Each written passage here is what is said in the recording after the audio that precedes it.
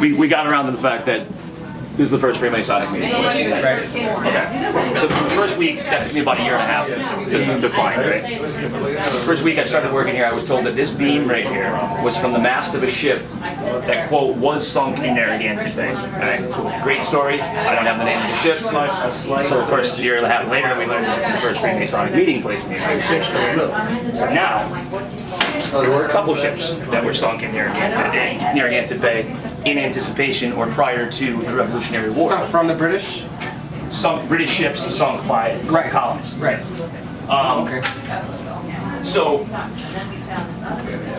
I found a book. I go to the library like once a week, take out like 5 different books on war history. I found a book, but never any mention, okay, of a mast being removed or what have you. But I'm like, okay, well that story came from somewhere. I didn't make it up. You know what I mean? Somebody didn't make it up. I'm like, I would love to prove which boat that is. You know what I mean? I found a book. It's called The Fire Center. Right? It's called Newport's Role in the Revolutionary War. And basically, this document, I wish I had it, says that after a night of drinking in 1769, a group of colonists heard that one of the British ships was bringing 2 ships into the bay for suspected smuggling, right? Which, so they brought it in, and they said that the colonists caused such a disturbance that they called all the sailors off the boat because they had shot at one of our boats, and we wanted them to try their insolvent behavior for having fired at our boats. Well, at that time, there was only one person on call, on the deck. So a group of colonists, I believe Freemasons, went on board, threw the other guy off overboard, right? Walked over, they, I wish I had it, but it says, removed the mast and paraded the boats through the street. Okay, now that happened at Long Wharf, 2 blocks from here. It describes carrying the boats and the mast of the ship up this street right here to the parade, which is that field right there, and then going up to Broad Street, which is Broadway, turning around and going to the City Common and burning the boats in the City Common at Washington Square Park.